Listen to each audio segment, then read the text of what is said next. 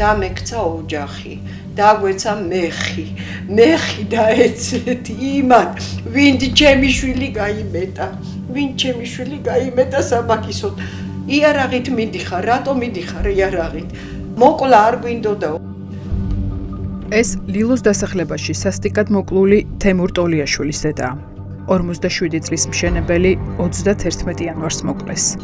ამ მძიმე დანაშაულისთვის პოლიციამ საბურთალოს გამგებლის მოადგილე ლუკა კანკავა დააკავა. მოკლულის დედისთვის ცხადია, რომ ეს იყო დაგეგმილი მკვლელობა. კანკავა სავარაუდოდ მეგობარ პირებთან ერთად მკვლელობის ადგილზე 2 ავტომობილით მივიდა, რომლებსაც სანომრე ნიშნები მოხსნილი ჰქონდათ. 2 მანქანა იყო, არც ერთ ნომერი არ ჰქონდაო. მანქანას სისხლით სავსე იყო, ხალხნო, სისხლით სავსე იყო. ავარია გააკეთაო, იმიტომ მოკვდა. რანაირად გააკეთა? თავის გადარჩენა უნდოდა. ჩვენ ვადგენდით, რა გახდა ამ მკვლელობის მოტივი. საბურთალოს გამგებლის მოადგილეს დანაშაული წინასწარ ჰქონდა დაგეგმილი და ამ დასკვნამდე რამდენიმე გარემოებას მივყავართ. ადგილი, სადაც 47 წლის მშენებელს ჩასაფრება მოუწეს და მოკლეს ქალაქიდან შორს, საქნავთის დასახლებაში ისეთ ტერიტორიაზეა, სადაც პრაქტიკულად არ არის სათვალთვალო კამერები და დანაშაულის ადგილიდან მიმალვაც მარტივია. შუშად ჩაწეული ქონდა, დამტრეული არ იყო. სავარაუდოდ გასროლა მოხდა აქ და შემდეგ ადამიანმა მოახდინა იქამდე მივიდა, აფიაკი რო არის, იქ შეეჯახა კი არა, მიადგა სანაგვე მანქანაზე, დამტრეულიც არ იყო რა. ანუ სანამდეც იყო ის სიცოცხლე. საბურთალოს გამგებლის მოადგილემ და ქართული ოცნების საარჩევნო შტაბის ერთ-ერთმა მეთაურმა ბიზნესმენს თემურ ტოლიაშვილს კუთვნილ მანქანაში სამჯერ ესროლა. სასიკვდილოდ დაჭრილი ტოლიაშვილი ტერიტორიიდან გარიდებას მანქანით შეეცადა, თუმცა ძლიერი სისხლდენის გამო სავარაუდოდ გონება დაკარგა და თბილსერვისის მანქანა შეეჯახა. ბარძოყის არტერიის დაზიანება იყო და რამაც გამოიწვია სიკვდილები. მეტი სხვა დეტალი არ მაქვს. ძლიერი სისხლდენა ჰქონდა. რა თქმა უნდა. დგინდება, რომ მკვლელობამდე 20 წუთით ადრე გარდაცვლილმა თემურ ტოლიაშვილმა ჯერ კიდევ არ იცოდა, რომ მასთან საქმის გასარჩევად საბურთალოდან ლილოში სავარაუდოდ 2 მანქანით საბურთალოს გამგებლის მოადგილე ლუკა კანკავა დაიძრა.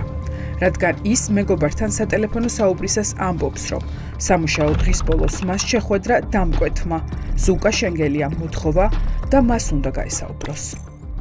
დაურეკა თავის მეგობარს და უთხრა, რომ ეს წამოვალო მე ვაქედან უმალეო, შევხვდეტო, მაგრამ ჯერ ვერ მოვდივარო, დამკვეთს უნდა შევხვდეო. ვისია ეს ობიექტი? საბურთალოია და შენგელიების? მე მგონი. საბურთალოს გამგებლის მოადგილესთან ერთად ბრალი წარდგენილი აქვს დანაშაული შეუტყობინებლობაზე ბიზნესმენ ზუკა შენგელიასაც. მისი დაკვეთით აშენებდა ლილოშის საწყობს მშენებელი თემურ ტოლიაშვილი. მკვლელობაც სწორედ მშენებარე საწყობთან მოხდა. აი აქ მოხდა სროლა, აი ამ მოსახლეში. ავტომატის ჯერის ხმა გაიგეთ? არა, სროლა იყო პისტოლეთ 3. ერთი 30 კაცი აი აქ დარბოდა, ეძება ტყვის ისინი ალბათ. იპოვეს მასრები? არ ვიცი, არ ამბობია. საბურთალოს გამგებლის მოადგილე ლუკა კანკავა, რომელმაც ბიზნესმენი მოკლა კახაკალაძის ცოლის, ანრი არეშიძის ახლონათესავია. სავარაუდოდ მამიდაშვილი. კალაძე ამ ფაქტს ვერ უარყოფს. ბატონო კახა, ბატონი ლუკა, ჩემი ინფორმაციით ქალბატონ მაია არეშიძის შვილია, ეს არის თქვენი სიმამრის დიშვილი. მაგას არსებით მნიშვნელობა. ქალბატონი ანუკის მამიდაშვილია, ხო? არსებით მნიშვნელობა არ აქვს.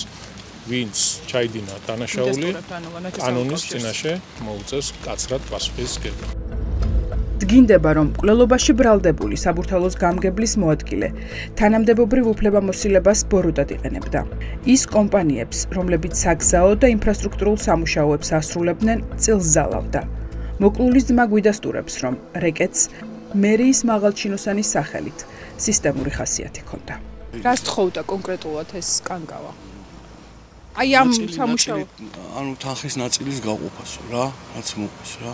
ანუ ამ სამუშაოებისთვის რაც უკვე აწარმოა? ხო, რაც მომიყვა იმას გეუბნები მე ხა. დიახ. რა, თანხის გაყოფას რა და თლიანად წაართვა რა. ანუ თლიან წაართვა რომ კაროჩე აღარ მისაუ რა, როგორც და მაგიტომო მე ლაპარაკში ვერ გაუხაჩავ თემას რა, ანუ იქ ხო ლაპარაკობდი რა და მე მოხდა რაც მოხდა. ეს მოკლული თემურ ტოლიაშვილის ძმა, მამუკა ტოლიაშვილი, ისიც მშენებელია. ის დარწმუნებულია, რომ მერიის მაღალჩინოსანმა მისი ძმის მკვლელობა შურისძიების მოტივით წინასწარ მოამზადა. რადგან სავარაუდოდ კანკავას მორიგჯერზე ტოლიაშვილმა თანხის გამოძალვის უფლება არ მისცა. თემოს საბურთალოზე დაიბადა გაიზარდა ეს ნაძირალაც იქ ცხოვრობდა, ხო? თუ რაღაცა იყო, მაშინ იქ შეხვედროდა თემო იმალებოდა, დაცვი დადიოდა თუ რა. აქ რატომ მოვიდე, ახლა ნომრები რო ქონდათ ახსნილი ეს ხო აი მიხვდი ხო რა რატომ იძახი, მაშინ იქ აიხსნათ ნომრები. ან ფეხი დახვედროდნენ თემო რა ამ უბანში ცხოვრობდნენ სიტყვაზე, ან ეს უბანი რო სიტყვაზე ვაჟაფშაველა იყოს კიდე ხო სიტყვაზე. თუ თემოსთან რაღაცა, მაგრამ მე რა ვიცი, აი აქ რატომ მოვიდნენ ეს გზა ხო გამოიარეს საბურთალოდან ხო? ძმები ტოლიაშვილები მშენებლები არიან. დედაქალაქის მასშტაბით ისინი სხვადასხვა რაიონების გამგეობის დაკვეთით საგზაო და ინფრასტრუქტურულ სამუშაოებს ასრულებდნენ. მამუკა ტოლიაშვილი ამბობს, რომ ყველა მოგებული ტენდერიდან ლუკა კანკავა მათ წილს თხოვდა. წინააღმდეგ შემთხვევაში კი მოგებული ტენდერის შესრულებაში ხელს უშლიდა. ხელს გვიშლიდა რა პირდაპირ გეტყვი რა და ორჯერ აი პირდაპირ გეტყვით აი კაბელები ამოვიდა ერთხელ კაბელები ამოვიდა და ეს კაბელები პროექტში არ იყო თელასის ქვეკონტრაქტორი კომპანია იყო რა და ეს კაბელები გადაიტანა დაჯდა 26 თუ 27000 ლარი და კანკავა ჩაერია და ეს 27000 ლარი აღარ აქვს ეს ჩვენ ბოლოს საქმე იქამდე მივიდა, რომ მერიის დაკვეთით სამუშაოების მშვიდად შესრულების სანაცვლოდ მკვლელობაში ბრალდებულმა საბურთალოს გამგებლის მოადგილემ მშენებელ ძმებს საგურამოში კერძო სახლის აშენება მოსთხოვა. 50000 ლარი მაქვს რა და რამენაირათო გამაკეთებინო რა ეს სახლი. აი სახლია რა 50000 ლარი სამსართულიანი სახლის ასაშენებლად აუზითა და ბეტონის ხობით მასალის თანხაც კი არ არის. მაგრამ ასეთია მერიის დაუწერელი წესები. თუ გინდა რომ კალაძის უწყებიდან დაკვეთა მიიღო, ხარკი უნდა იხადო. ახლა რაც გადაიხადა მარტო კედლის ფასი არის რა და ეს სამსართულიანი სახლია, პირველი, მეორე, მესამე სართული. ბასეინზე ბასეინი ყოფილიყო აი აქ, ბასეინი ჯერ აქ ამომათხრევიდა და მე იქით გადამატაინა და ეს კედელი საერთოდ არ იყო. გადაგიშდათ. დაახლოებით 220000 ლარი. თქვენი სახსრებით გააკეთეთ. რატომ? სხვა გზა არ ქონდა ჩვენ. ბოლო სართულის კოლონები ლუკა კანკავას საგურამოს სახლში გარდაცვლილმა თემურ ტოლიაშვილმა საკუთარი სახსრებით გაუკეთა. საბურთალოს გამგებლის მოადგილის სახლის მშენებლობაზე მშენებელმა ძმებმა საკუთარი მასალა და ტექნიკა გამოიყენეს. მუშების ხელფასებსაც ისინი საკუთარი ჯიბიდან ისტუმრებდნენ.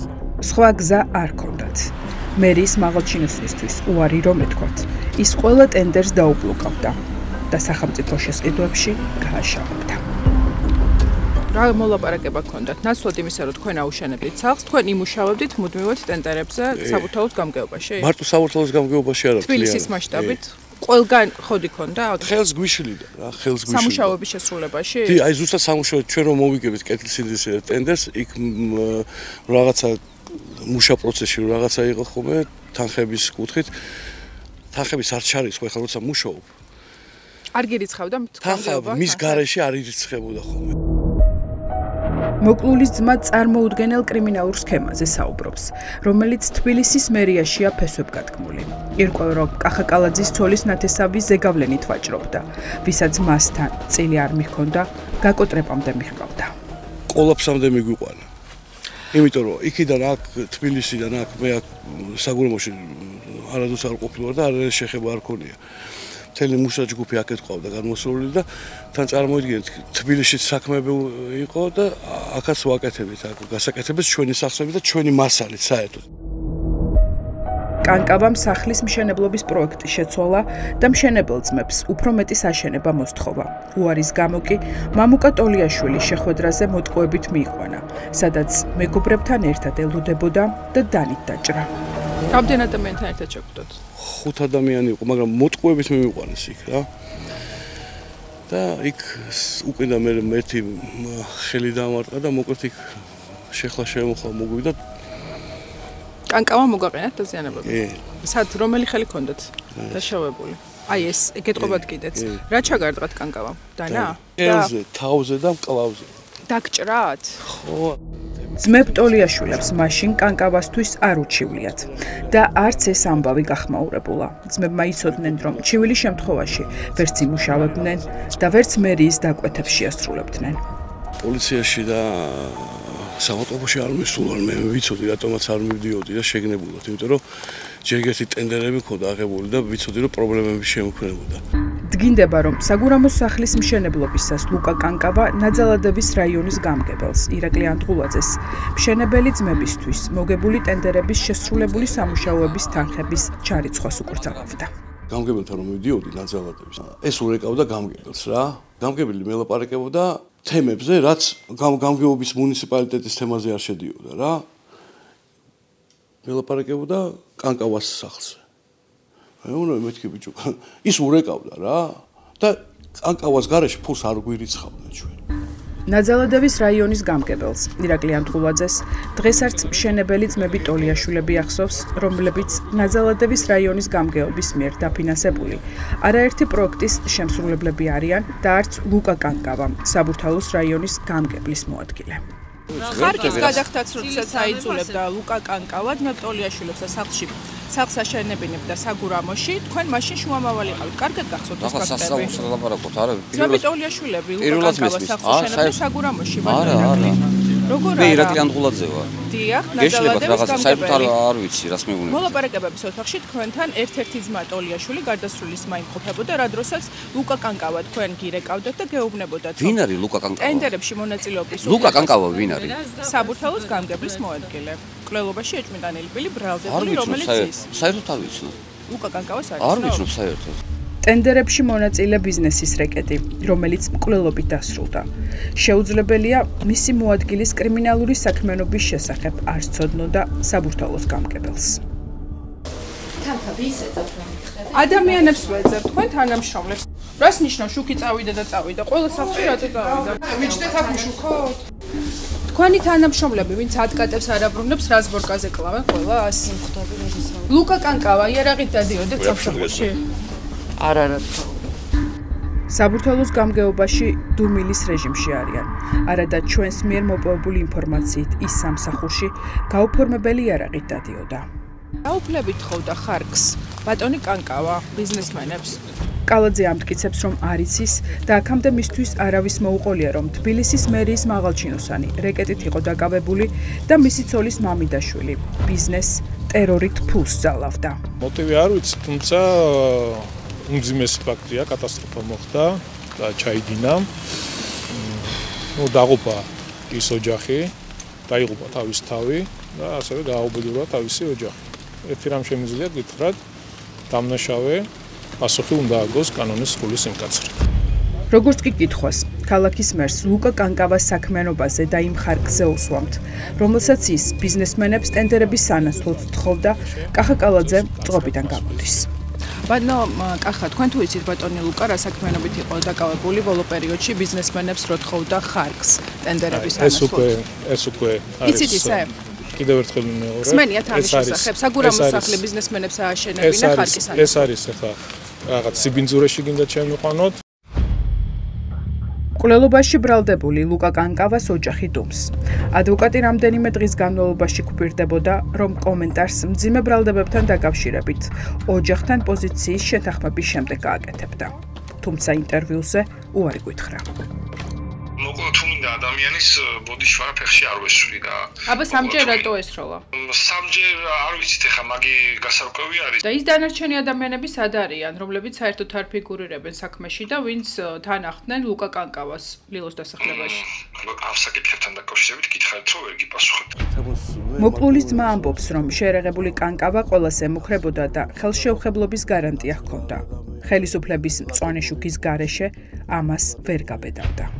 მე თუ პატარას არ მპატიობენ, მაგას ვიცი რომ ბევრი რაღაცის თემიდან გამომდინარე ხელი ეფარებოდა თვითონაც მაგ იმაზე იყო, რა ქვია, დაუჯილობის სინდრომის კუთხითაც მაგ ესე ვთქვათ კუთხით კი არ გრძნობდი ამას, ხო უყურებდი რა, ბევრჯერ იარაღის ამაკს თანახული მაგის ხო, მაგ და ისეთი თემა იყო რა. ლუკა კანკავა წლების განმავლობაში სავარაუდოდ გაუფორმებელი იარაღით გადაადგილდებოდა და ამის შესახებ იცოდნენ მის სამსახურშიც.